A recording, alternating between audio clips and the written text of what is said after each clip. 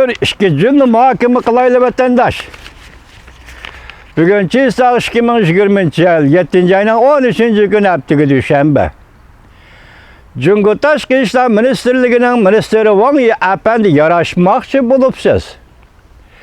Bundak yaraşmakçı buluş pozisyası halkara cemiyet yeligerlik dep karaydı. Ne için yeligerlik dep karaydı?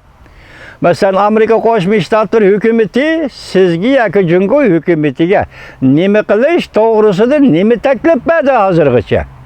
Başta 23 yıl depti, 26 yıl depti, nime kılış doğrusudur sizgi nime teklif berdi. Belki siz muşu doğruda nime kadem taşladınız, nimini hal kıldınız, kaysi teklifke icabi cevap verdiniz. Bizge tanıştık Tibet meselesi, Uyg'uriston meselesi, yaqindan birki Hong Kong meselesi de Cumhur Kompartiyasining ifodasi nima? Wang Yi Efendi sizning ifodangiz nima? Siz diplomat-ku. Bugun bu to'g'rida bir yo'l qo'yish degan narsa yo'q, bir qadam chekinish degan narsa yo'q. Masala hal qilaylik, tizimlik tuzaylik. Bu tizimliklar tuzilib bo'ldi. Bu to'g'rida so'zlashlar o'tib bo'ldi, so'zlab bo'ldi. 20 yil o'tib bo'ldi. Amerika o'zining maydonini topshirib bo'ldi. Biz shunday qiyos qilamiz, faraz qilamiz. Nemishqa? Konkret masalalarni o'ttirib qo'yish, biz mundaq masalada suhbatlashdik deb tashqariga chiqmagan, lekin biz shunday gumon qilamiz, shunday faraz qilamiz. Masalalar qo'yilib bo'ldi. Amerika tarafdan qo'yilib bo'ldi. Siz Cumhurlik Efendi nimani hal qildingiz, nimaga ma'qul dedingiz?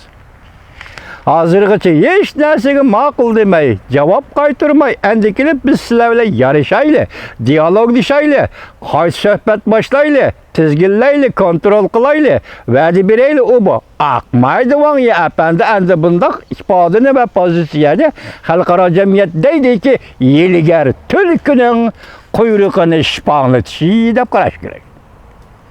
Wang Yi Efendi Huaçinye Hanım, bayanatçı Huaçinye Hanım, Şinjan meselesi, yaki müstemleke Uyg'uriston meselesi, nokol Cumhur'un içki işi depsiz. Ras hazırgısı dünyada bir devlet oturuğu çıkıp, Şinjan degen bu zemin Xitayning müstemlekesi demedi. Çünkü pek ihtiyatçılık olan muamele kılır ekan devletler özara gezi kelmegice, vakti kelmegice bir siyasi ibare kılış tegishlik siyasi ibare derhal ve şu an o'ttirg'i chiqmaydi ekan. Bugünküçü yetib keldi, biz özümüz sözlep kelyapmiz, Uyg'ur biz. Şu müstemlik elinin bir a'zosi biz. Siz şunu bilirsizki Huaçinye Hanım, Şinjan meselesi degan mesele ameliyatda sizning ichki ishingiz emas. Bu tarixdan 40 yillarda 20 asrning Amerika bilan Cumhur o'ttirisidagi, Rossiya bilan Cumhur o'ttirisidagi, Cumhur bilan Amerika va Rossiya o'ttirisidagi masala. Daftarni varaqlab bakın Huaçinye Hanım. Klasik kitaplarınızı varaqlab bakın, o'qib bakın cümlelerini, diplomatiyadan xabarınız var, adam bu işlerini bilip durursunuz. Ben başta ahir deb geldim, milletler meselesi bu çoğun devletler o'tirisidagi diplomatiya meselesi. Yakında rayon karakterlik mesele qatori kirdi Şinjan meselesi dedik, özünüz dediniz. Xinhua özü dedi.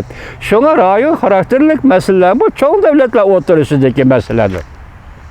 Biz bugün qarab bakayla, her bir Uygur qarab bakışı gerek ki, bugün Amerika Cumhur o'ttirisidagi Uyg'uriston meselesi, hazır Amerika taraf Uyg'uriston meselesiga Hristiyan dininin merkezi iddiası ademigarchilik, insonparvarlik, gumanizm mana mushu nuqtada turib aralashyapti. Mushu nuqtada turib fikr qo'yyapti. Mushu nuqtada turib Cumhur hukumati bilan buni hozir kishilik huquq deb mushu tema, mushu mavzu ichida hal qilmoqchi bo'lyapti. Cumhur sizning pozitsiyangiz mushumi?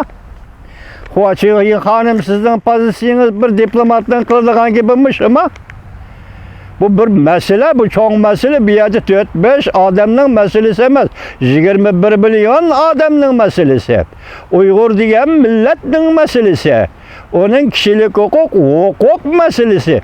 Onun mu tabiat Xudo tarafından berilgan hukuk. Bu Xitoy mustamlikachileri tarafından tartib elingan ekan. Bugun bu millat hukukini qaytarib olaman degan ekan. Onu üstülep yana Xitoy hükümeti yoki mustamlikachilar, Xitoy mustamlikachileri bostirgan ekan, xalqaro jamiyat bunun ko'ngil bo'ldi. Amerika bir yerga aralashayotgani yo'q. Amerika kimning ichki ishi va tashqi ishiga aralashayotgani yo'q. Amerika o'zining axloqi bilan ish qilyapti. Davlat axloqi bilan ish qilyapti.